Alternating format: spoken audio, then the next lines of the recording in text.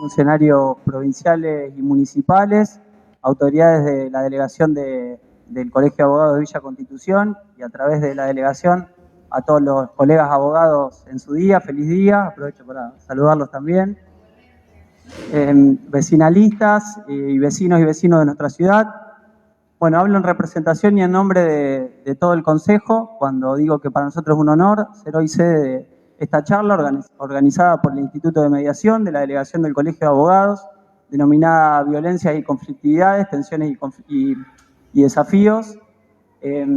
Voy a pedirle al secretario deliberativo que presente al doctor Alejandro Nató, quien va a ser el disertante a cargo de esta charla de debate, a través de la lectura de la ordenanza número 5338, que declara justamente visitante destacado al doctor Alejandro Nató.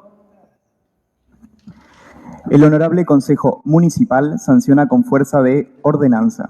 Visto que el día 29 de agosto de 2014 se desarrollará en las instalaciones del Honorable Consejo Municipal la charla debate Conflictividades y Violencias, Tensiones y Desafíos, Gestión de Conflictos Comunitarios, dictada por el doctor Alejandro Nató, abogado, mediador, especialista en conflictos públicos, coordinador de la Oficina de Gestión de Conflictos de la Defensoría del Pueblo de la Nación Argentina, y considerando que dicho evento sea organizado por el Honorable Consejo Municipal de la Ciudad de Villa Constitución, el Colegio de Abogados de la Segunda Circunscripción, Delegación Constitución y el Instituto de Mediación Local, que el doctor Alejandro Nató posee un extenso currículum vitae en su vida laboral.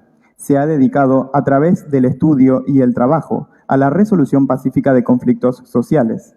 Es doctor en Derecho de la Universidad Nacional de Mar del Plata, abogado y procurador, mediador y especialista en gestión de conflictos públicos, ex defensor del pueblo de la Ciudad Autónoma de Buenos Aires, representante permanente del Centro Carter en Bolivia y observador electoral de dicha institución.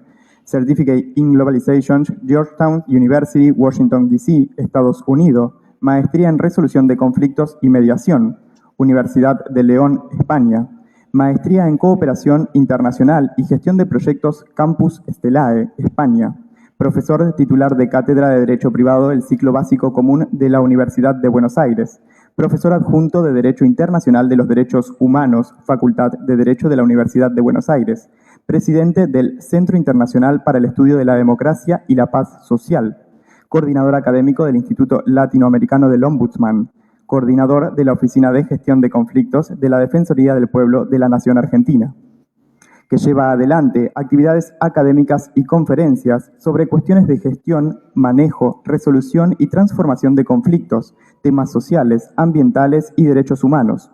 Ponencias, talleres, cursos y conferencias brindadas en distintos países como Argentina, Bolivia, Brasil, Chile, Colombia, Costa Rica, Salvador, España, Estados Unidos, Guatemala, Hungría, Italia, México, Panamá, Paraguay, Perú, Portugal, Puerto Rico, Senegal y Uruguay, que además es docente universitario en Derecho y dicta maestrías en universidades de distintos países, destacándose también como consultor internacional, que publicó importantes libros sobre la temática como autor, coautor o colaborador.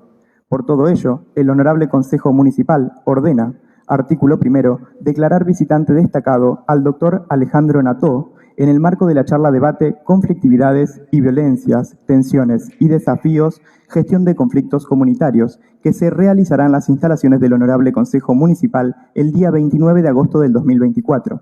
Artículo segundo, entréguese copia de la presente ordenanza y diploma al doctor Alejandro Nató. Artículo tercero, comuníquese al Departamento Ejecutivo Municipal y archívese, registrado bajo el número 5338, Sala de Sesiones, 28 de agosto del 2024. Firmado Nicolás Rubicini, presidente del Honorable Consejo Municipal, Nicolás Rotili, secretario del Honorable Consejo Municipal.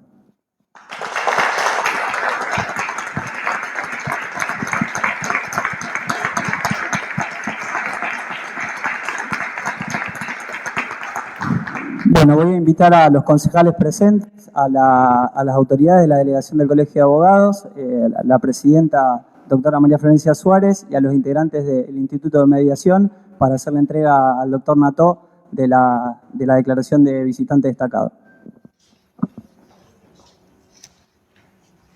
Muchas gracias.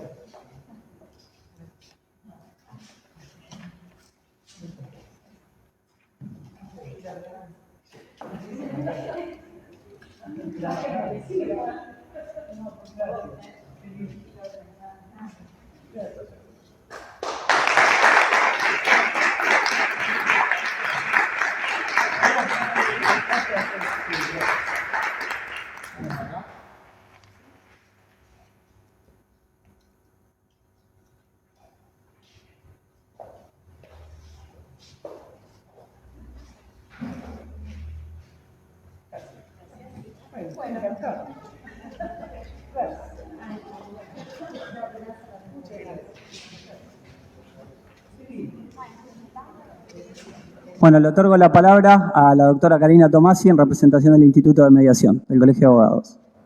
Gracias. Bueno, buenas tardes, bienvenidos, bienvenidas. La verdad que es un placer enorme, en principio, ver tanta gente que se ha convocado para escuchar y para debatir, para charlar sobre los conflictos comunitarios, sobre las nuevas herramientas para poder gestionarlos, para lograr lo que queremos todos, que es una sociedad más justa, más pacífica. Y tener el honor acá, junto con mis compañeras, están varios por ahí también dando vueltas, miembros del Instituto de Mediación, el honor de tener al doctor Alejandro Nató, que con su generosidad, su humildad, nos acompaña, viene, nos enseña, nos brinda toda su experiencia, y eso para nosotros es muy importante, y por eso también queremos que ustedes puedan escucharlo y puedan empezar a pensar que todo es posible, que tenemos la posibilidad nosotros de crear una sociedad más justa. Hoy justo es el Día del Abogado y no es casual que nos encontremos acá celebrándolo de esta manera. Nosotros pensamos en la abogacía también con una función social, pensamos que nosotros tenemos que acercarnos a la sociedad, que tenemos que trabajar colaborativamente, de manera constructiva, por la paz social, por restaurar el tejido social, por pensar en cómo restaurarlo y cómo incluir cada vez más herramientas de gestión de conflictos que permitan acercarnos más a esa justicia que tanto necesitamos, una justicia más humana y una justicia que responda realmente a las necesidades de la comunidad. Así que están también invitados para más adelante todo lo que podamos hacer y podamos brindar desde el Instituto de Mediación, desde el colegio, porque estamos a disposición. Así que muchísimas gracias y le cedo ahora la palabra. Bueno, buenas tardes a todos y a todas. La verdad que desde el Colegio de Abogados estamos muy contentos por su presencia. La verdad que es un honor para nosotros tenerlo acá en nuestra ciudad. Y sí, adhiero a lo que dice Cari. Hoy es el Día del Abogado, de la abogacía. Nosotros vivimos entre conflictos, tratando de gestionar los conflictos. Y está muy bueno que esta charla nos pueda dar esas herramientas para poder manejarnos y gestionar mejor los conflictos. Porque por lo menos nosotros desde la delegación del Colegio de Abogados estamos seguros de que gestionar estos conflictos de manera pacífica es muy importante, y que las partes en los mismos conflictos puedan resolverlos. Yo por lo menos lo he visto en la mediación penal, a lo cual obviamente que estoy súper a favor de la mediación penal. Entiendo que sirve para todos, para los abogados, las abogadas, los mediadores, para las partes que tienen esos problemas. Así que escucharlo a usted y saber y conocer las herramientas para gestionar los conflictos va a ser un gran honor y una gran oportunidad. Así que muchas gracias por estar acá.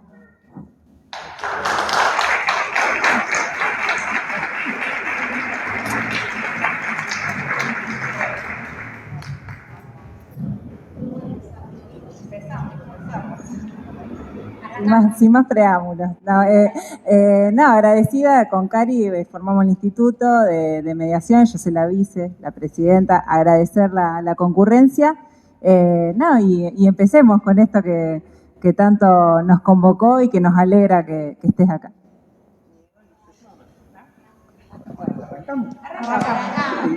Es con micrófono, ¿no? ¿Tiene que ser con micrófono? ¿Sí? ¿Tiene que ser con micrófono o podemos hablar sin micrófono? Ah, estamos en vivo, entonces va con micrófono. Bueno, nos reta la tecnología.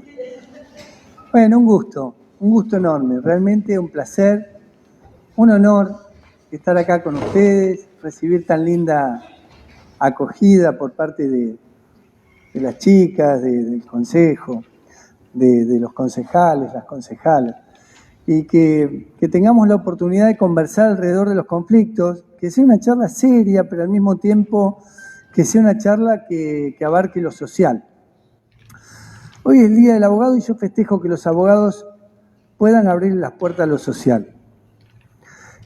Costó mucho este lugar. ¿Por qué? ¿Y por qué hay cierto grado de resistencia?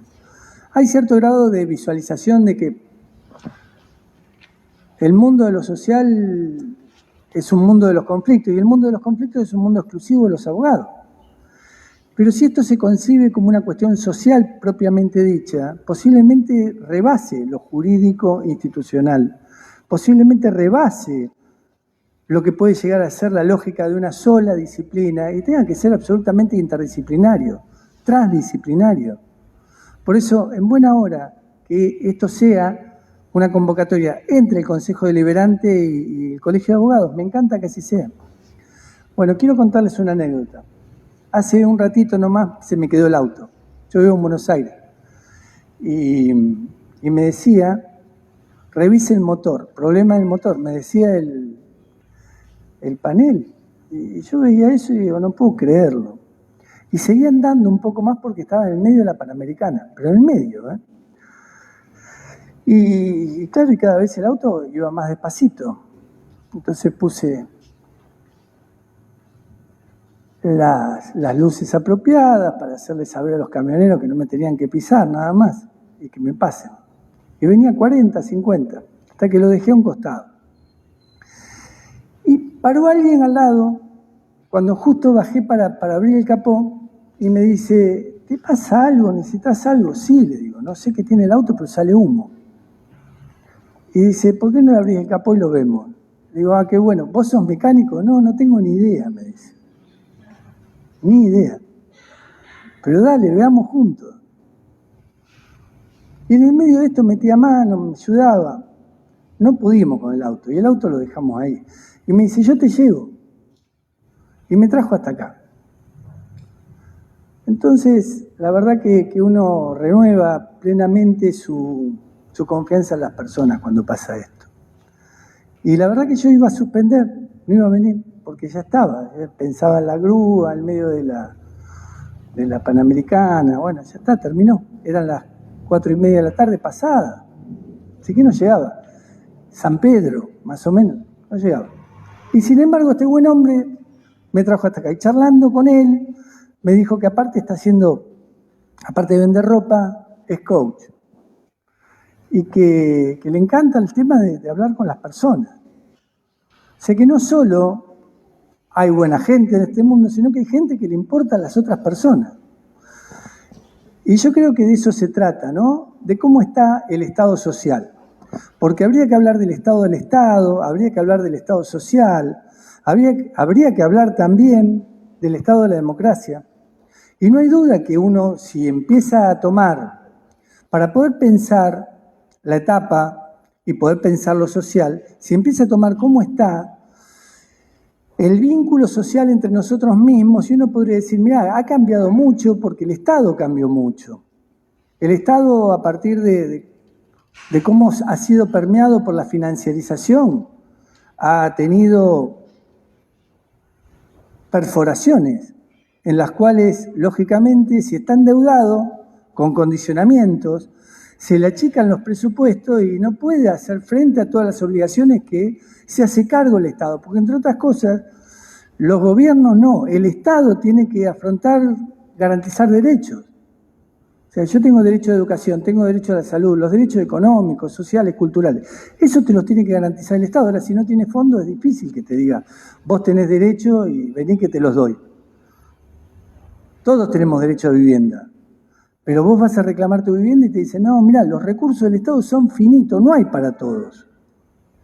Y así vamos rubro por rubro y vamos viendo que indudablemente hay un condicionamiento del sistema económico en general hacia el funcionamiento propio del Estado. Después podríamos agregar la corrupción, podríamos agregar otras cosas que también perfora la lógica de por qué estamos como estamos. Pero la realidad de fondo es que con presupuestos magros y con una economía no próspera, difícilmente el Estado se puede hacer cargo de lo que se tiene que hacer cargo. Pero a eso le voy a agregar el Estado de la democracia, porque hay una situación de instituciones muy débiles. Y la debilidad institucional pareciera ser que es una política. Yo no digo solo de este gobierno, le pasa a América Latina en general. ¿Por qué están más débiles las democracias? ¿Por qué están más endebles las democracias? ¿Por qué hay más repliegue social en esta etapa respecto a antes de la pandemia? Y yo podría decir, para hablar en serio, que, miren, la verdad que en la pandemia pasaron muchas cosas, pero lo primero es que nos notificamos que el capitalismo como tal se estiró. Es más cruel. Así como podría tener bonomía con los países que debían, hizo todo lo contrario. Pero por otro lado, también hay prácticas sociales que vienen de las configuraciones de la cultura de cada quien, que hace que haya más individualismo todavía. O sea, no solo la lógica del consumo que nos llevó al individualismo, sino que ese repliegue social hace que haya más individualismo todavía. Por eso es muy raro que un señor me traiga hasta acá. Y yo no digo que no hay solidaridad, que no hay comunalidad, que queda. Pero digo, es más la excepción que la regla. O sea que estamos acá gracias a la excepción, no a la regla. Y cuando planteo esto, digo, bueno, ¿y cómo está la ciudadanía? Porque antes había una ciudadanía política, una ciudadanía social, una ciudadanía civil que tiene sus derechos, pero también hay una ciudadanía urbana, también hay una ciudadanía tecnológica, digital. Y estamos muy sumidos también al mundo de cómo son los flujos que existen en lo urbano y en lo digital en esta etapa que estamos transitando. Y en los flujos del urbano hay un repliegue respecto a qué tipo de relación tenemos con la alteridad, con el otro, el otro legítimo otro. ¿Es el otro legítimo otro o es un otro enemigo el otro? Y acá es donde empiezo a hablar más de la cultura de cada lugar, de la cultura más situada, más acá, más aterrizada, que de lo que es lo general. Por eso dijimos, vamos a hacer una charla debate, más que yo vengo a hacer una especie de exposición para que ustedes comprendan algunas cuestiones que viene alguien a enseñarles. No, todo lo contrario. ¿Vieron que existe la palabra conversatorio? Bueno, la palabra no existe. Es horrible. Ya que no existe conversatorio, pongamos la palabra escuchatorio, que tampoco existe, pero que es más allegada. ¿Por qué? Porque nos tenemos que escuchar más también. Entonces yo vengo a traer algunas cosas y vengo a dar pinceladas gruesas, pero quiero que las pinceladas finas las den ustedes. Yo les pido disculpas que le estoy dando la espalda a ustedes, porque no encuentro el modo de no dársela, no encuentro la forma.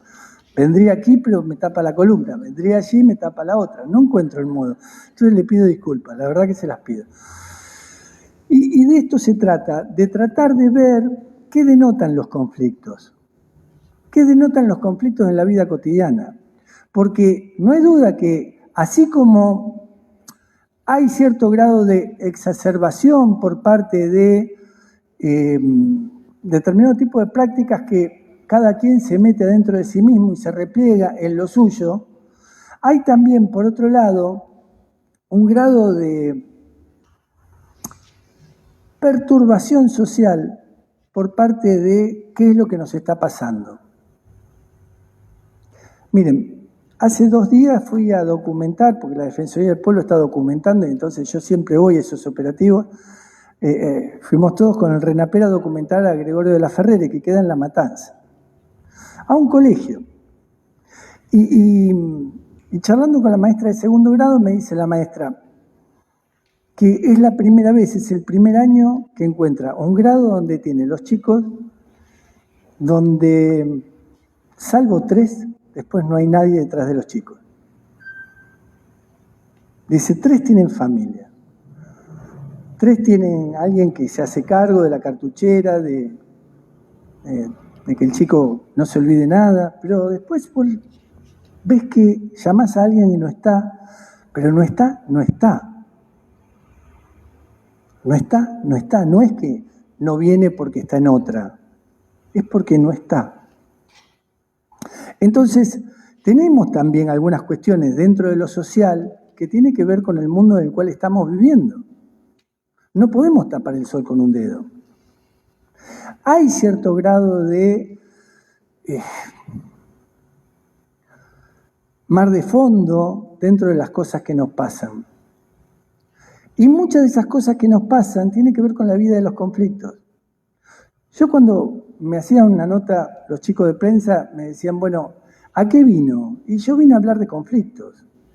Yo vine a hablar de qué implican los conflictos en las ciudades, qué implican los conflictos y cómo impactan en la vida cotidiana. Pero yo no puedo hablar de ellos si no hago un encuadre de ese estado de situación que tenemos, que en verdad nos obliga y nos interpela a pensar de nuevo lo nuevo. Porque tuve una etapa de mi vida en la cual dije, bueno, ya no me quedan más respuestas, entonces tengo que ir a buscar las preguntas. Pero hoy tengo otra etapa de mi vida donde digo, si yo sigo buscando preguntas y me quedo sin ninguna respuesta, no vamos nunca entre todos a buscar una salida. Entonces, ¿por qué no buscamos la salida entre todos? No solo preguntarnos, sino también empezar a respondernos lo que nos preguntamos. Por eso a esas pequeñas pinceladas gruesas que tiene que ver con el estado de lo social, sin olvidarnos de aquellos que pueden llegar a ser los condenados de la ciudad, como lo plantea algún autor, como los desafiliados del sistema, como lo plantea algún otro autor, los condenados de la tierra, como dicen algunos otros, o los del bolquete, como dice el Papa Francisco. La verdad es que ellos que están afuera pujan por entrar en clave de conflicto también, porque no están afuera del todo. Ahora, ¿la democracia los contiene? ¿O están en los contornos? Bauman decía algo que es muy interesante en su libro, que era Vidas Desperdiciadas. Decía, miren, hay un bolquete en un lugar o un basural en un lugar y hay un lugar donde venden muebles. Y hay un camión que viene a la mueblería y se lleva los desperdicios al basural y lo otro a la mueblería para que se venda. Dice, la fábrica de muebles hace muebles y el acerrín va al basural y lo otro va a la mueblería para que se venda. Bueno, entonces hay un camión que va y viene, pero el que lleva las cosas allá, nadie ve lo que hay allá, pero allá hay vida. Y hay gente que vive de eso que está allá. Entonces, dentro de esos conflictos, yo no quiero dejar de traer, para poder hablar de los conflictos en la ciudad, aquellos que se han caído del sistema. O aquellos que están padeciendo del propio sistema. Porque todos, mal que bien, nos afectan la lógica del sistema. Esto es lo primero que quiero plantear en el estado de lo social, porque una cosa es el estado del Estado, otra cosa es el estado de ciudadanía, y en el estado de ciudadanía pasan cosas.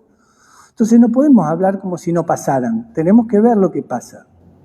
Y dentro de lo que pasa después vienen prácticas sociales alrededor de eso también, porque esa gente también se la rebusca como puede. Entonces yo tengo temas de maltrato animal en algunos lugares, y yo digo, bueno, pero al maltrato animal agregarle el maltrato de las personas. Porque si no, creemos que es todo un problema que no repercute también en las personas. Entonces, disculpen que meta el dedo tan a fondo en la llaga, porque podría soslayar esto. Pero quiero entrarle a los conflictos urbanos a partir que en las ciudades viven personas. Y no olvidarnos de eso. Y a partir de allí, decir, bueno, ¿cómo está el sistema democrático? Y con instituciones débiles, pero al mismo tiempo no tienen el nivel de acogida que puede llegar a tener, y esto lo vemos en el sistema de salud. Yo ayer di una charla para adultos mayores en la Facultad de Derecho, que está haciendo un gran congreso. Hablaban de autonomía y salud mental. Y la verdad que decía, bueno, Sin Estado no hay posibilidad ninguna, de darle autonomía a las personas. Sin Estado no hay derechos. Entonces, ¿cuánto de la robustez estatal necesitamos como para poder garantizar lo que le está pasando al PAMI, lo que le está pasando a la salud? En esta provincia yo trabajé con casi todos los hospitales de toda la provincia, durante 10 años aproximadamente. Hemos hecho todo un circuito con un equipo, con Isla Santoro, para poder, primero con la Municipalidad de Rosario, pero luego con toda la provincia, ir a lugar por lugar para ver cuál es el grado de situación que tenían y los conflictos que tenían hacia adentro de los hospitales. Cuando vos ves el problema intrahospitalario, decís, bueno, el primero es presupuestario, el primero de todo, pero después es el tema de la convivencia. Hay muchos que optan por la coexistencia más que por la convivencia. Más allá del juego de egos, más allá del juego de las veleidades personales de cada quien, la cantidad de conflictos que se da por falta de recursos es grandísima. Pero después hay muchas cosas que se pueden hacer y no se hacen. Como por ejemplo, que exista ámbito para tratar los conflictos, para poder asimilar los conflictos, para poder canalizar los conflictos de manera temprana. ¿Por qué? Y porque los conflictos generalmente te están diciendo algo que viene de un pedido, de un malestar, de una situación molesta, y generalmente no hay esos espacios de audición necesarios. Faltan los espacios para escuchar. Y recién nos ocupamos de los conflictos cuando los conflictos llegan a los medios de comunicación, o recién nos ocupamos de los conflictos cuando hay alguien que verdaderamente empieza a exigir respuesta sin tener la respuesta. ¿Cuántos de ustedes posiblemente sean dirigentes vecinales y tienen que golpear muchas puertas, no una, para que le abran alguna puerta? Y la verdad que no sé nada de Villa Constitución. Vengo con poca información de Villa Constitución, pero sé cuál es la labor de un dirigente vecinal cuando tiene que deambular para poder verdaderamente tener algún tipo de respuesta efectiva. Y esto no habla ni mal ni bien de los gobiernos, sino de las prácticas. De las prácticas en las cuales deberíamos empezar a replantear también si son efectivas, no lo son, si alcanzan, no alcanzan, al menos para este rubro que tiene que ver con la vida cotidiana, que tiene que ver con las cuestiones que le pasan a las personas, con las cuestiones que tienen que ver con la calidad de vida y el estado de situación social. Por eso digo, ocuparse de los conflictos es ocuparse de la salud social. Y de la salud social se tienen que ocupar algunos que verdaderamente han estudiado, han practicado, saben lo que hacen y tienen mucho para dar. Ahora, generaron los espacios como para poder construir ámbitos de escucha, para poder canalizar esos conflictos, para poder darle lugar a los conflictos y quizás no están institucionalizados. Pero hace falta la institucionalización, quizá no. La idea sería delimitar el espacio y evitar eso. Bien. Está bueno que vos digas evitar, pero la verdad que vos planteás sería evitar. Está bueno que lo plantees así. Y yo te diría, mira, más que evitar, es qué hacemos con los conflictos. Porque es muy bueno tener predispuestos esos espacios para que en las primeras, si yo tengo el oído en la tierra todo el día, porque estoy ahí, ¿cuántos de ustedes están allí? Están cerca de lo que pasa. Ahora, muchas veces ustedes que están ahí, que están cerca de lo que pasa, no encuentran los lugares donde decir esto está pasando. O si lo encuentran, quizás no te den la suficientemente acogida como te tienen que dar como para decir, bueno, hagamos esto con eso. O no tienen la profesionalización para hacerlo, o no tienen el concepto de hacerlo. Y dicen, todavía no pasa nada. Es solo un pedido, una demanda, no pasa nada. Y vos decís, evitar. La palabra evitar podría llevarme a la palabra prevención. Y yo creo que aparte de prevenir, que también tengo que hacerlo, tengo que pensar en cómo hago para fortalecer. ¿Cómo hago para fortalecer lo comunitario, lo social? ¿Cómo hago para educar, sensibilizar, para poder ver cómo podemos hacer para vivir más juntos? En una sociedad que tiende cada vez a vivir más separada. O sea, yo insisto, en muchas casas ya no caben todos. Y antes cabían todos. Y estas dinámicas de relación, que son vinculares, tienen que ver con cómo nos tratamos nosotros a nosotros mismos. Pero después, ¿qué hacemos con los conflictos cada quien? Y vos me decís, ¿sería bueno evitar el conflicto? Claro que sería bueno evitarlo, pero para eso tengo que hacer algo con el conflicto cuando está pasando los primeros síntomas del conflicto. Bien, yo lo que tengo miedo a la palabra evitar, por eso vos me traes, a veces evitar es postergar, es que sea evitar es acolchonar para que no pase lo que tenga que pasar.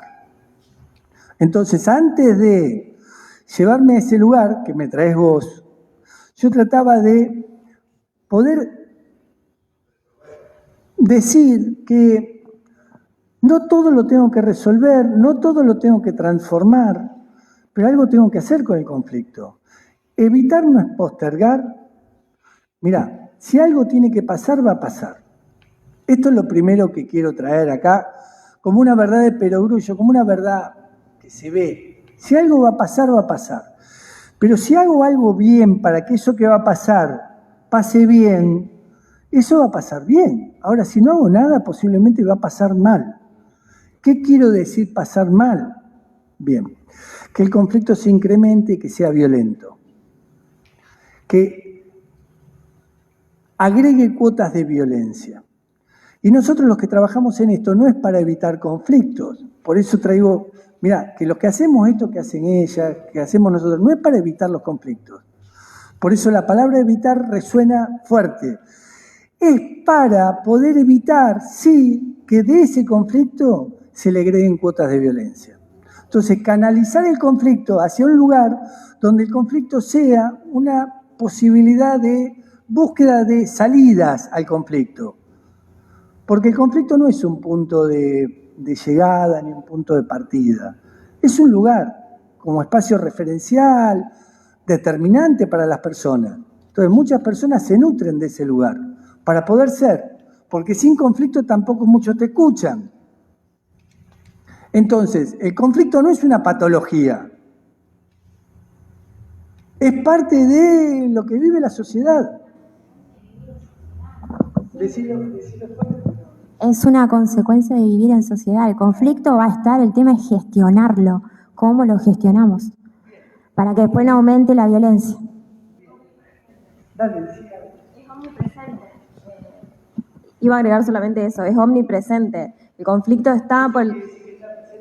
Exacto. Hay que saber, como dijo Florencia, gestionarlo, porque el hecho de vivir en sociedad nos va a traer conflicto porque no somos personas, no somos la misma persona. Entonces, al pensar diferente ya podemos llegar a tener un punto donde va a haber un encuentro conflictivo, no necesariamente negativo, pero sí que nos pone enfrente, uno enfrente del otro.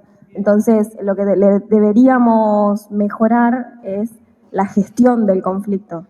Hacia dónde vamos a través de ese tratamiento, digamos. Solamente eso. Si quieren, les defino facilito el conflicto como algo en carete.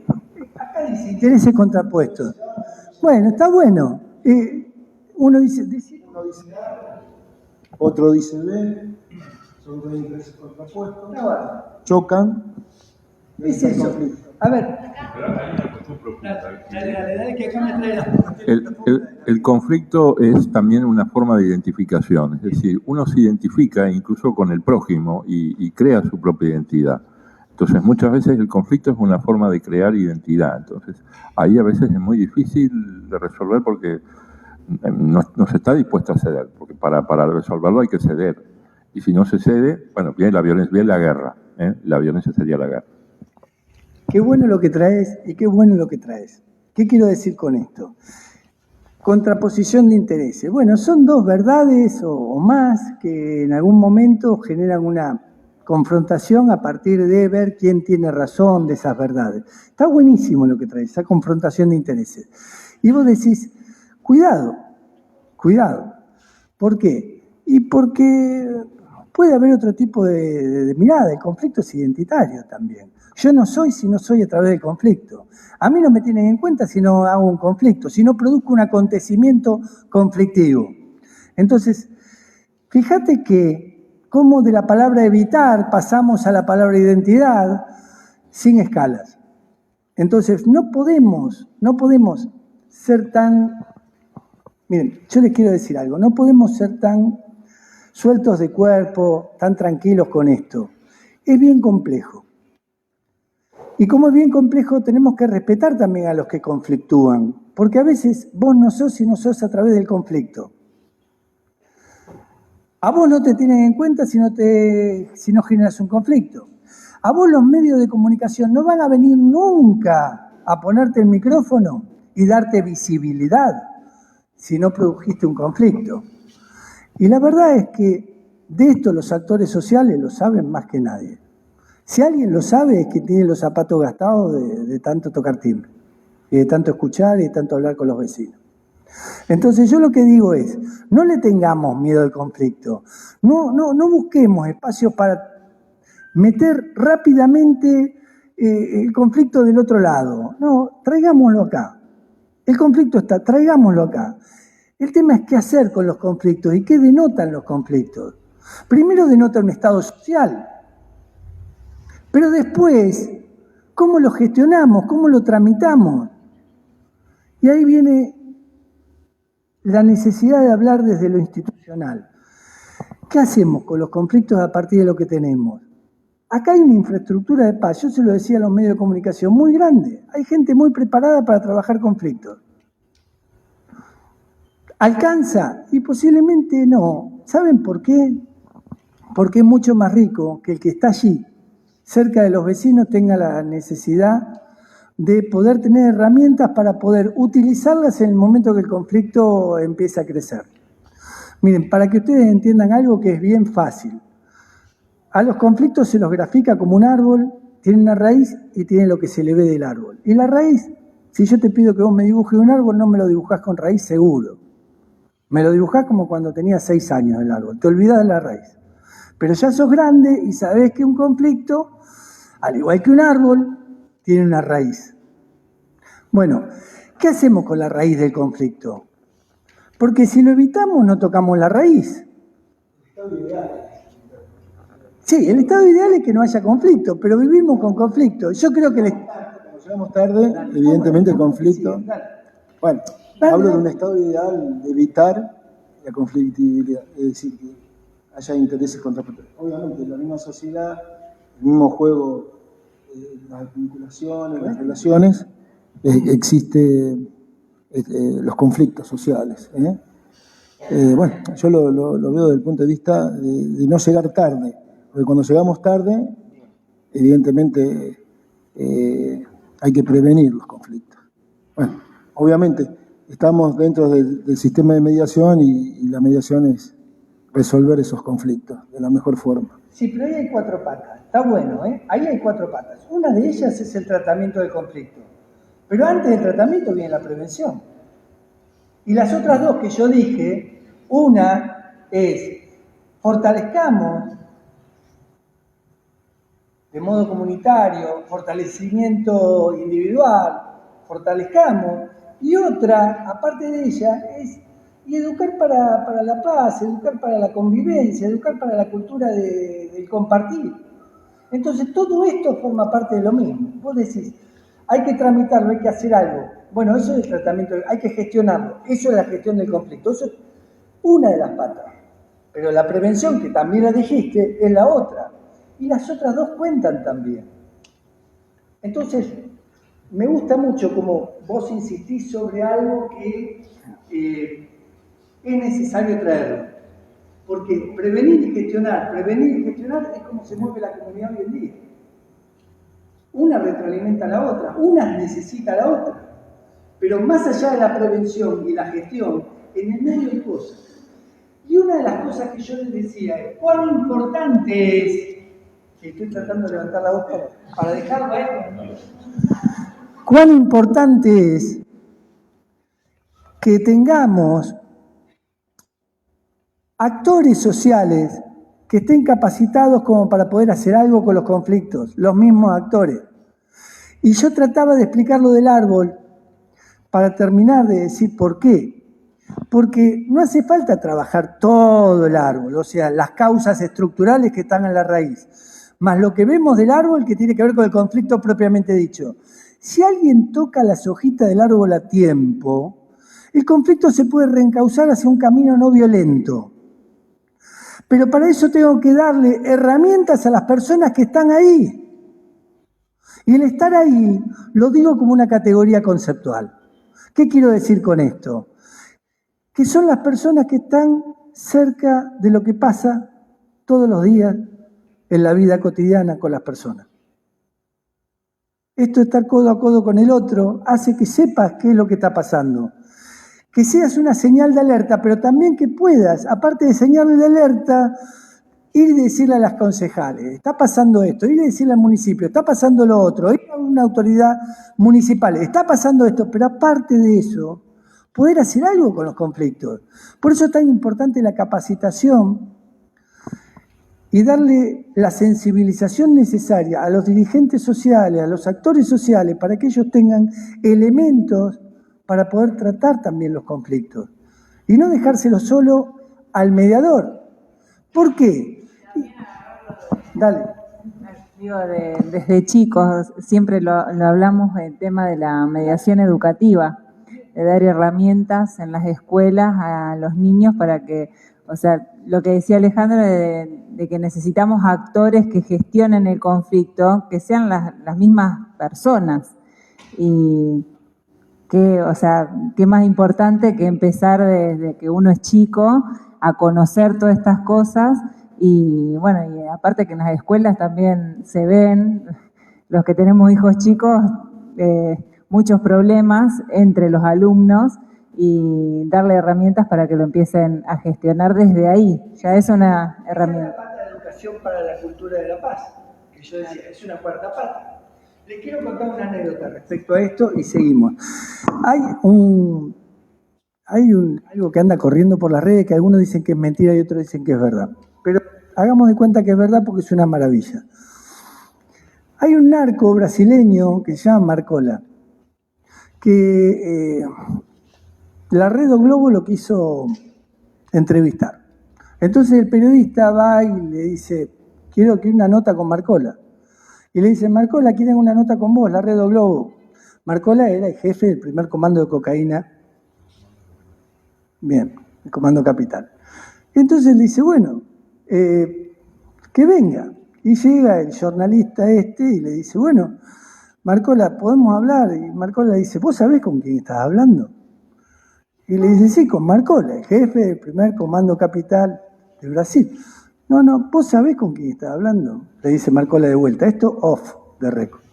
Y el tipo le dice, bueno, mirá, vos estás hablando con el hombre que maneja la empresa más próspera de Brasil.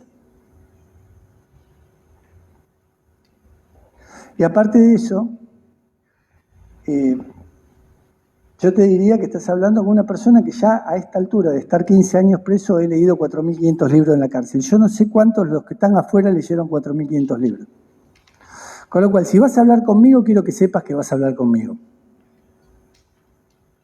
Sí, está bien, hablemos. Entonces le dice el periodista, bueno, yo te vengo a preguntar cuál es la solución. ¿Vos me venís a preguntar a mí la solución? Le dice Marcola. Sí, ¿cuál es la solución? Le dice, mirá,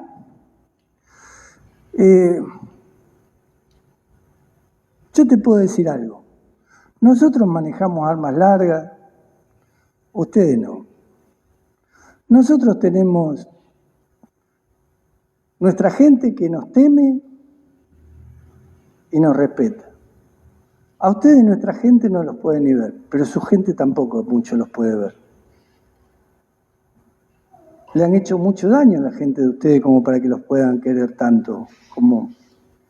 Nosotros no podemos morir mañana mismo porque la vida nuestra no vale tanto. Ustedes quieren morirse al final de la vida en un lecho. Somos distintos. Ustedes tienen todos esos sistemas que nosotros lo tenemos absolutamente comprado. Somos distintos. Ustedes quieren una solución, sí, yo se las doy, empiecen de vuelta y empiecen por los niños. Porque si no van al cambio de cultura, difícilmente podamos hacer algo. ¿Quieren un tip? Yo no vengo aquí a traer a un filósofo posmoderno, narcotraficante como ejemplo, pero digo, fíjense que algo de razón tiene Marcola.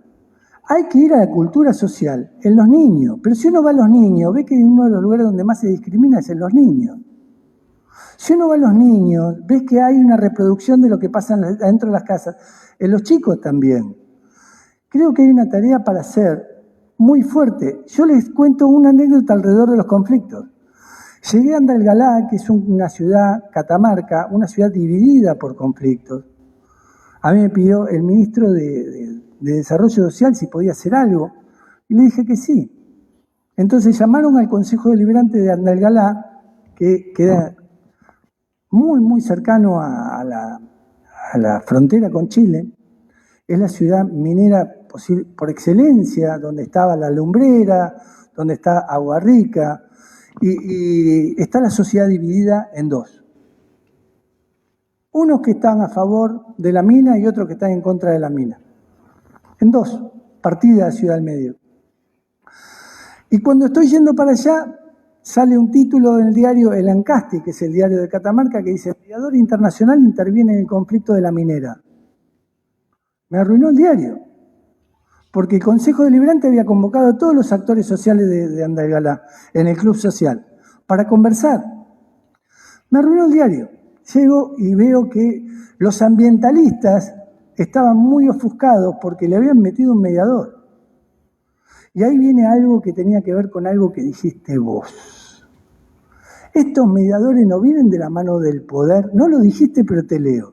Estos mediadores no vienen de la mano del poder a hacer algo a favor del poder, porque hay como cierto prejuicio de que estás instrumentalizado por una dinámica del poder. Cuando en verdad el lugar del mediador es otro, el lugar del mediador es no estar con ninguno, sino a favor de que se resuelva algo, que se transforme algo. Vos dijiste que se resuelva, ¿quién dijo? Vos dijiste. Yo tengo el micrófono. Dale. Los movimientos ambientales, los movimientos ambientales tienen el lema no es no, que también sí. El movimiento feminista lo ha tomado. Entonces, se presupone que o es no o es sí. Entonces, bien. No hay un término medio. Gana uno o gana otro en el conflicto. Maximizan el conflicto. Claro. Y lo maximizan tanto que si la minera mata, no hay negocio posible. Porque si mata, no hay posibilidad. No es no. Esto mata. Me saca el agua. Me contamina todo. Está muy bien. Entonces, es un segundo para terminar la anécdota y te paso el micrófono. No, pero te lo paso ahora. ¿Por qué voy a esperar un segundo si te lo puedo dar ahora? ¿Y para qué voy a esperar un segundo? Dale vos. No, era para decir, nosotros cuando hablábamos, cuando nosotros los reunimos para hacer lo que hoy hacemos en el barrio, sí. Nuestra idea siempre fue que todos éramos iguales, era para debatir. Nunca vamos a pensar igual. Entonces, si entre todos pensamos diferente, encontrar la mejor idea entre todos. Una idea mejor para seguir mejorando. Es algo así. Llegar a un acuerdo entre los 14 para mejorar, no para cada vez ir bajando. Esa fue la idea del principio y hoy la mayoría seguimos con esa idea. Entonces, es algo así, el mediador, lo que vos querés entender. Claro, ustedes revalorizan la palabra, le damos un lugar a la palabra como lo que es una cuestión lo que él dijo, esto de que son todos iguales, hay que tener en cuenta en qué plano está esto de la igualdad, porque muchas veces pensamos que somos iguales, no somos iguales. No. Entonces, cuando la Constitución se dice que somos iguales, ¿en qué se dice? En un sentido político o en un sentido justamente jurídico, pero no en otros... Me encanta que discutan esto. Iguales como personas, que todos valen su opinión. Eso es lo que quiero decir. Como opinión. Yo quiero que les enseñe algo, pero enseñar, como le enseñaría a un alumno. hay dos cosas de igualdad que quiero que la tengan en cuenta. Más allá de la igualdad jurídica que vos trajiste, que no viene al caso. Digo, no viene al caso porque la ley dice que todos somos iguales ante la ley y no todos somos iguales ante la ley porque cada quien tiene más posibilidades. Sí, pero hay dos sociólogos que discuten este tema y lo voy a traer aquí para que lo conozcamos. Uno es Rosan Balión y otro es François Dubet. Rosan Balión dice alrededor de esto, en un libro que dice Una sociedad de iguales, se llama el libro, Rosan Balión dice algo que es muy interesante. Dice que hay igualdad de oportunidades e igualdad de posiciones. Que puede haber espacios que te igualen oportunidades, pero las posiciones no se van a igualar nunca, porque cada quien va a seguir estando en su lugar. Y viene después Dubet, que es el autor que más discute el tema de las desigualdades, un sociólogo francés, que plantea algo muy interesante. Dice, miren, nosotros preferimos la desigualdad, todos los que vivimos acá, porque de hecho ya nos acostumbramos a convivir con ella. Y de hecho hasta nos preocupamos por ver cómo zafamos de que nos trague el sistema. Y mandamos a nuestros hijos a un colegio bilingüe o un colegio que pueda estar mejor que otro colegio para que nuestros hijos compitan con el hijo del otro el día de mañana, etcétera, etcétera, etcétera. Y empieza a mostrar cómo, de algún modo, no el 1% que tiene la riqueza, no el 1% que concentra la riqueza, sino el otro 99%, cómo hace para competir unos con otros. Dentro del 99 estamos todos los que estamos acá, porque acá no está Slim, Pablo Roca, no está ninguno de esos. Acá estamos nosotros. Y nos dice Dubet, todos ustedes compiten con el de al lado en nombre de reproducir dinámicas de desigualdad. Es fuerte lo que plantea Dubet y es interesante lo que plantea Dubet. Ahora, si yo quiero igualar posiciones, va a ser muy difícil porque la asimetría de poder dentro de lo que es la lógica de las relaciones humanas, va a seguir estando. Y ya Dubet me dice algo distinto, me dice, miren que ya no es más una discusión de clase, ¿eh? Ya te doy. No es más una discusión de clase. Hoy en día las microdesigualdades son importantes. Y en esas microdesigualdades, la falta de reconocimiento que pueden tener las personas, o las discriminaciones que pueden tener las personas, son batallas por la desigualdad tan profundas como las macrodesigualdades que daban el quiebre de clases. No quiere decir que desaparecieron las clases, de ningún modo. Lo que quiere decir es que fíjense también en las microdesigualdades, que ahí es donde la asimetría también se está marcando. Ahí es donde se está desequilibrando el poder día a día. Frente a lo que es ya te doy, es un segundo y largo. Frente a lo que es un estereotipo que tiene tres características, y esto ya es de otro lado, pero no viene al caso. Un estereotipo tiene un significado, vos significás algo para mí, tiene una comparación, vos significás algo porque te comparo con algo. Yo siempre trato de ser gráfico con esto y digo, nosotros somos los únicos que le ponemos a algunos colectivos la palabra de mierda como apellido. ¿Sí? Pero no somos los únicos, ¿eh? El mundo entero, por eso la uso como una palabra que no es mala palabra. Porque el mundo entero utiliza la palabra mierda para ser peyorativo con otro. En todos los idiomas se usa la palabra mierda para ser peyorativo con otro. Pero en la comparación lo comparo con uno que no sea tan de mierda como el otro. O en uno que es más de mierda que el otro. Y ahí es donde vengo a decirles que también tiene un significado, una comparación y una asignación. Un rótulo, un estigma, un sello, una marca. Y eso me trae las fobias y los sismos. La aporofobia, que es la bronca a los pobres. La xenofobia, el racismo, el antisemitismo, etcétera, la islamofobia, etcétera, etcétera, etcétera. Todo lo que le pasa al mundo. Porque el mundo también vive los conflictos de los migrantes, el mundo también vive el conflicto del extranjero que vive acá. Pero cuidado, que no hace falta que seas extranjero para ser un otro. Podés ser de otro barrio y sos un otro.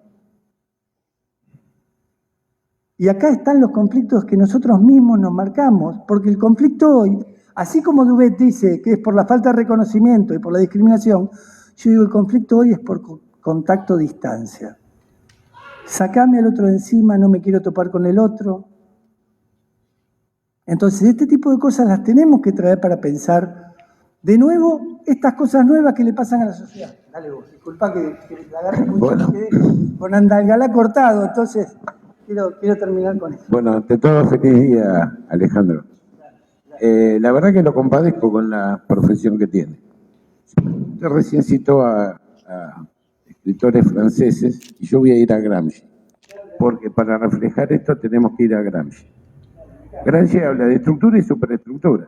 La estructura es la sociedad civil, la superestructura el Estado. La que gobierna nuestra vida de relaciones es la estructura, la gente, la sociedad civil. Y en la sociedad civil existen pujas por el poder y ganan los poderosos.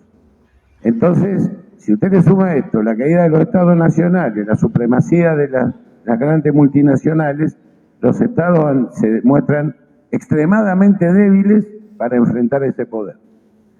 Si a eso le sumamos que hay un mensaje total y absolutamente histérico de ese grupo dominante mundial, ya no hablo de la Argentina, por encima de la sociedad, en la que todo aquello que no le da fuerza a este capitalismo, que yo creo que está moribundo, empezamos discriminando a los chicos porque no tienen fuerza de trabajo, a los viejos, a los discapacitados. Es decir, estamos en medio de una sociedad que naturalmente en la sociedad civil hay conflicto. Por eso le decía que qué dura su profesión. Para mí no hay nunca resolución de los conflictos. Lo que creo que tenemos que proveer son los elementos a la gente para volver al consenso. Ahora, la violencia que se genera en el marco de la desigualdad de la sociedad hace difícil el acceso a los consensos. Dificilísimo. Y porque además el capitalismo te promete algo que solamente poquitos pueden acceder. Te promete un nivel de vida a los que solamente muy pocos llegan y además te promete un poder de decisión que no tiene el mundo. La economía del mundo la deciden tres tipos en Londres, en la Territorial Commission, una vez al año, no la deciden los estados nacionales. Entonces, en ese marco, lo que tenemos que nosotros proveer es las herramientas de consenso de la gente para que también haya autorresolución. La prevención tiene que ver con eso. Pero como está planteada la realidad, no sé usted qué opinión tiene, el nivel de violencia elimina a índices muy, muy minoritarios del consenso. Buenísimo lo que traes, y yo traía lo de las desigualdades para ir a las violencias. Porque desigualdades y violencias tienen una raíz común. Y no hay duda que donde quieras tocar una, vas a tocar la otra. El nivel de violencia cada vez es mayor, porque el nivel de desigualdad también cada vez es mayor. Se potencian, se retroalimentan, y al mismo tiempo deberían tener algún tipo de, por lo menos, película, no fotografía. Una película de cómo están la secuencia de cada una de ellas. Por eso hoy tenemos que hablar de ellas en plural. Y hoy no podemos hablar más de violencias directas, culturales, estructurales, como se habló en su momento. No, alguien que lo tenga y después se lo pasó a alguien. Tenelo un poquito. Violencias directas, culturales, estructurales, como se habló en algún momento. La violencia es la que veo directa porque está ahí, la cultural y la estructural está abajo y la sostiene. No, hoy la violencia están todas juntas, están superpuestas y se multiplican y se potencian y el sistema te la potencia mucho más. Gracias por traerme la superestructura y la estructura. Gracias por traerme las dinámicas que el capitalismo genera para que se potencien esas violencias, porque de por sí es violento. Yo empecé hablando de la financiarización. Y por eso te lo agradezco doble, porque me parece que de esto muchas veces no se habla ni se quiere hablar. Y en esto que me traes de Gramsci, que agradezco también que traigas a un autor de la categoría de Gramsci, me parece que acá no podemos hablar que hay algo viejo que no termina de morir y hay algo nuevo que empiezan a hacer, porque no es así. Entonces tenemos que convivir con lo que tenemos. Y en esa convivencia con lo que tenemos que aprender de nuevo algo nuevo, que es, dentro de las dinámicas de las violencias hay que poder surfear, hay que poder sobrevivir a las lógicas que nos toca vivir. Y esto no quiere decir que creamos que tenemos que no evitar la violencia, como dijo él. Él dijo el conflicto, pero digo de violencia. Creo que tenemos que poner todos los dispositivos a favor para poder hacer lo mejor, para que la otra persona se sienta lo mejor también en el mundo de convivencias entre nosotros mismos.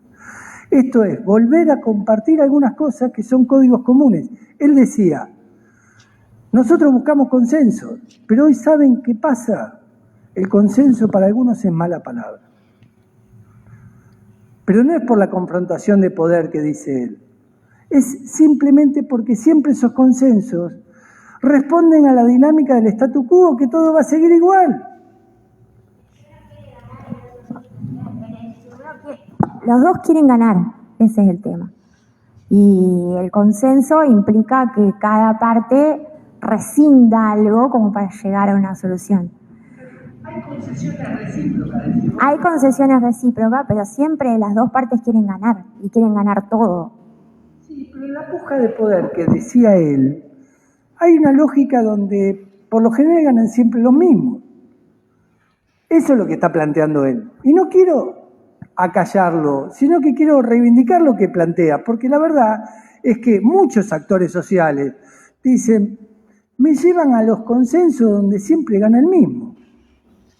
¿Qué es lo que me pasaba en Andalgalá? Que quería terminar de decirle la idea, porque si no me va a decir, este habla de cortar. Alejandro, en una sociedad en donde el 95%... Él no quiere que yo termine de Andalgalá, En una sociedad en donde el 95% de la riqueza lo tiene el 5% de la gente, y el 5% de la riqueza, el 95%, siempre ganan los mismos.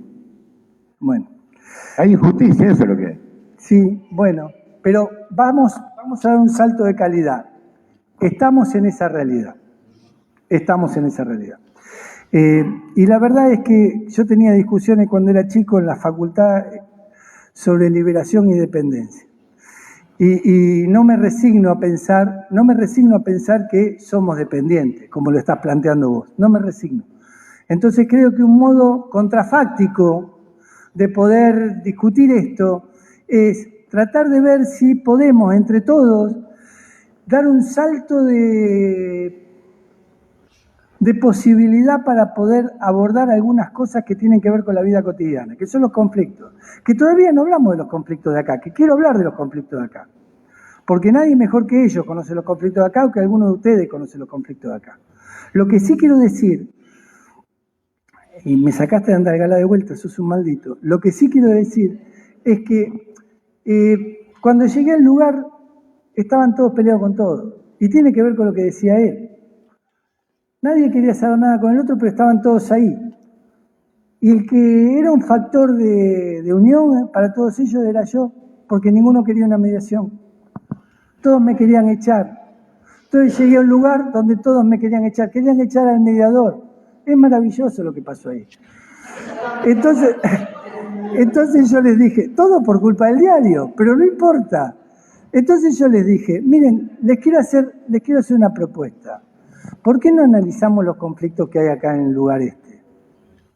Y me cuentan ustedes cuáles son los conflictos que tienen. Pero en vez de contármelo a mí, ¿por qué no lo analizan entre ustedes?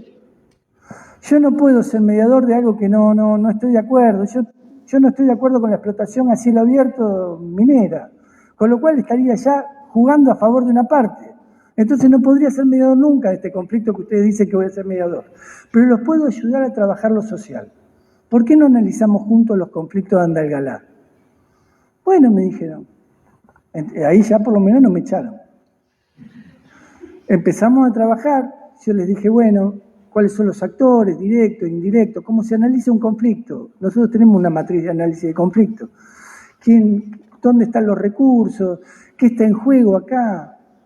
De todos los conflictos que traen ustedes y que ustedes identificaron, ¿qué es lo que está en juego? Bueno, trabajamos sobre el poder, la dinámica de poder, quién tiene más poder dentro de lo que es la lógica conflictiva, cómo se estructuran jerárquicamente los valores, avanzamos y ya está, terminado. Entonces empecé a preguntar, bueno, ¿cuáles son los conflictos que eligieron ustedes para trabajar?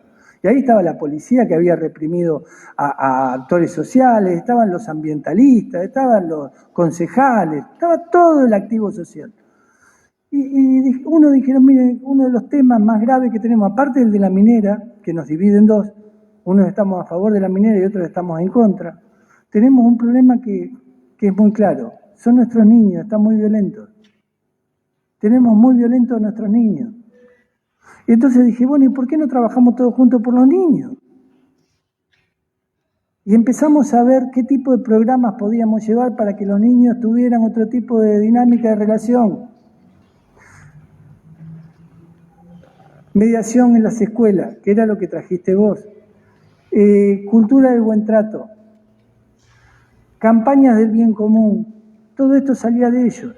Busquemos cuáles son los bienes comunes y trabajemos con los niños sobre los bienes comunes. Los chicos no le dan valor a las cosas. Bueno, busquemos que los chicos le den valor a las cosas. Pero trabajemos juntos. Y se comprometieron todos a trabajar por eso. Y empezaron todos a hacer programas, con el gobierno incluido, sobre el tema de los niños. Fíjate que vos al conflicto lo podés pellizcar desde cualquier lado, pero en el tema de lo que es la cultura de la paz, es importantísimo. Lo que es la transmisión de valores a partir de valores comunes, de gente que está enfrentada, pero que tiene valores comunes. Bueno, ¿cómo co-construís esos valores comunes si no los pones a hablar? ¿Cuántos espacios de diálogo tiene que haber que no hay? ¿Cuántos ámbitos dialógicos se pueden generar en los lugares donde uno menos lo espera, como en los barrios? Entonces yo digo, así como les planteé a ellos, ¿cuáles son los conflictos de allá? Yo les pregunto a ustedes, ¿cuáles son los conflictos de acá? ¿Cuáles son los conflictos que están? Y ahora les voy a explicar algo que quiero que les quede. Los conflictos tienen una etapa de aparición, que se llama de latencia, que algunos le dicen la etapa prodrómica, el pródromo, es lo que acontece antes de aparecer algo. Eso los médicos lo saben perfectamente que es un pródromo. Antes que aparezca una enfermedad, algo ya hay. Bueno, ustedes los dirigentes vecinales saben que antes que aparezca un conflicto algo está pasando. ¿Sí? Esa es la latencia. Luego viene la emergencia, la escalada, el conflicto crece y el conflicto desescala en algún momento. Desescala bien si lo trabajamos bien, pero desescala mal con violencia y el conflicto se queda en un lugar ahí esperando el mejor momento para reaparecer. ¿Cuántos conflictos tenemos ahí esperando algún momento para reaparecer? ¿Cuántos conflictos están abajo de la alfombra? Que de eso no se habla, porque uno cuando ve los conflictos no ve este mapa, ve el mapa de los conflictos latentes. No, paren. ¿Cuántos conflictos han dado la vuelta ya, se quedaron en un lugar ahí y todavía no se resolvió, no se transformó nada, no tocamos la raíz, no tocamos nada, está todo ahí? Y que en cualquier momento vuelve, porque cuando vuelve con mucha más intensidad, con mucha más fuerza. Entonces yo les pregunto, ¿cuáles son los conflictos de acá? Y ahora sí, cuente. ¿Cuáles son los conflictos que ustedes pueden decir son los emblemáticos de Villa Constitución? Dale, arranca el consejo. Bueno, no quería hablar de esto porque mucho tienen que ver también por la falta de presencia del Estado, esto que vos decías. Acá hay dos vecinalistas, problema de los caballos, y no quería tocar el tema en Fonavi, hay algo que está surgiendo, que en cualquier momento va a ser un conflicto, que es que muchos vecinos quieren abrir las calles para estacionar su auto, otros ya se mandan y estacionan en los espacios públicos, eso no está regulado, vecinos que han construido un lugar que no se puede, entonces el que está en planta baja tiene una pieza más porque construyó de mala manera, sin presentar planos, estando el Estado ausente, entonces el que vive en primer piso no tiene esa posibilidad y se jode. Entonces, bueno, eso es un problema que tenemos latente, que en cualquier momento, bueno, sí, la escalera, pero bueno. Hay muchas cosas que no sabemos, nosotros hace poco asumimos. Entonces, queremos saber muchas cosas. ¿A quién le corresponde las escaleras? Porque hoy en día nadie se quiere hacer cargo. Si le corresponde al inquilino, al que está viviendo ahí, o le corresponde al Estado. Pero si ya es Fonavi, Fondo Nacional de la Vivienda, ¿cómo pasó a la provincia? Porque a nosotros lo viene a cobrar cuando está pagando la casa de la provincia. Y después cuando pasa al municipio. Y nadie se pone de acuerdo, bueno, justo Avilés estaba trabajando ese tema, porque hay muchos temas sin resolver ahí en Fonavi. También, como decía Carla, el tema de las calles, el tema de la usurpación, espacio verde de un lado, espacio compartido del otro. Espacio compartido, tenés la luz, tenés los caños de desagüe, tenés la entrada del agua. Al ser todo un monobloc, es todo una sola entrada. La gente no entiende que es espacio compartido. Cuando es compartido, el de arriba tiene el mismo derecho que vos y el otro de arriba tiene el mismo derecho que vos. Pero vos, como vivís abajo, es tu derecho primero. No consultan con los de arriba. Y ahí falta comunicación, falta de solidaridad y a la vez también del municipio. Porque el municipio, cuando van al municipio, que supuestamente muchos van al catastro y le dice catastro, sí, construí, yo te doy el permiso. Pero no pensó el de arriba o el de arriba. Entonces por ahí pasa esto. El municipio también se está borrando de una parte también. Entonces hay muchas cosas que tratar. Entonces, con el tema de las calles. Fonavi es todo espacio verde. Tiene más de 6 plazas. Es hermoso. Pero lamentablemente, cuando empezaron las comisiones, fueron permitiendo varias cosas, igual que el municipio se lo fue permitiendo. Fonavi era un barrio para carenciados, que es lo que nosotros siempre planteamos. Ellos no pensaron en el día de mañana que uno iba a tener un auto, que iba a seguir progresando, que quería agrandar. Está todo bien. Vos si cavás al frente de tu casa, a 20 centímetros tenés el caño de agua, a 40 tenés el caño de gas, y entre medio tenés el caño de la luz, el cable de la luz. Es una bomba de tiempo. Los tableros es una bomba de tiempo. El tablero va todo subterráneo, entra y por el mismo lugar sale. Entonces, ¿qué hacen? Todas las barras se enganchan todo. En la barra de neutro y positivo que está todo junto. Y hay muchas cosas que tratar, pero falta el Estado, que es el que pone el límite. Que eso es lo que siempre planteo. Por ahí, que yo le decía a muchos, yo lo que no veo del municipio, los funcionarios públicos. El funcionario público está para resolver los conflictos. Yo voy y se lo planteo y él me tiene que dar una solución. No los vecinalistas buscar la solución para que ellos la planteen. Si yo te estoy presentando el conflicto, vos, el trabajo de él es el mediador. Buscar el conflicto, bueno, digamos, él tiene que solucionar el problema, no nosotros solucionarlo, digamos, no tenemos problema en conseguir el material para que lo solucione o ver cómo podemos. Pero él es el que tiene que solucionar el problema, porque yo le estoy planteando un problema que está yendo hoy en el barrio, que son todos en la calle. Bueno, me dice, hay gente que me responde muy bien y hay otra que quiere enfrentar, como decía, lo esquiva. Lo deja en pausa y así estamos. Un comentario. Fonavi no era una urbanización para personas de bajos recursos. No importa. Lo que vemos es que Villa tiene los problemas de muchas ciudades, que el conflicto es con los servicios públicos y con el papel del Estado. Yo creo que no tiene muy claro muchos ciudadanos cuál es el verdadero papel. Y yo creo que esto es una etapa en la historia y lo que el gobierno nacional ha planteado, cuál es el rol del Estado. Estamos en un momento en la historia que hay una crisis de lo que fue la definición del Estado en la época de la Revolución Francesa. Yo acá lo dije hace unos meses en la audiencia pública del presupuesto. Estamos en una crisis de lo que el Estado debe o no hacer, y eso es lo que se planteó en la época de la Revolución Francesa, los derechos de los ciudadanos. ¿Qué puede hacer el Estado? ¿Qué no debe hacer el Estado? ¿El Estado cuánto puede intervenir en la vida de los ciudadanos? El Estado puede estar... Hay problemas con la seguridad, como en todas las ciudades. La seguridad, ¿por qué? Por delitos, por el auge de las drogas, muchos delitos aumentados por la cuestión de las drogas. Eso lo vemos en el Consejo de Seguridad. Y una insatisfacción general del ciudadano con lo que el Estado le provee, con lo que él cree que el Estado. vamos a un barrio y nos dice, y acá en el municipio no nos da nada.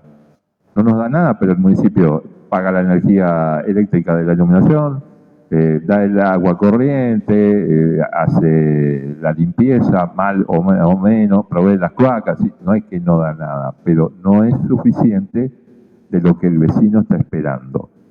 Pero ¿qué ocurre? Cuando el Estado dice, bueno, para hacer más necesito que vos me pagues más, el vecino dice, no, ¿cómo? Pago una barbaridad de impuestos y no recibo nada. Entonces, hay una visión de esto, de lo público y lo privado, y de lo que cada uno debe aportar, que tiene una tensión que es difícil de resolver.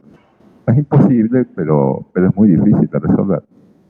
Esto entre algunas cuestiones, ¿no? La cuestión del ambiente, estamos en una ciudad industrial, hay quejas a veces por el estado del ambiente, estamos en una ciudad que tal vez es dependiente de algunos actores económicos. Villa nació como puerto para sacar la producción agrícola y después vino la instalación de las industrias. Entonces, depende de esos dos motores. Cuando esos motores están en crisis, la ciudad está en crisis. Y muchas veces hay que tener cuidado de cómo se refiere a esos actores. Esos actores dicen, yo voy a hacer esto, y el gobierno, porque acá está la cuestión, yo no estoy de acuerdo con lo que decía Javier de que el Estado es débil. Yo creo que en la pandemia nos probó que el Estado es muy poderoso. El Estado nos pudo encerrar a todos en la cárcel, nos pudo agarrar si andaba... A mí me agarró una vez la policía que andaba caminando. ¿Qué está haciendo usted, señor? Y me pidieron los documentos. No es débil el Estado. El Estado es débil para algunas cuestiones y para otras no.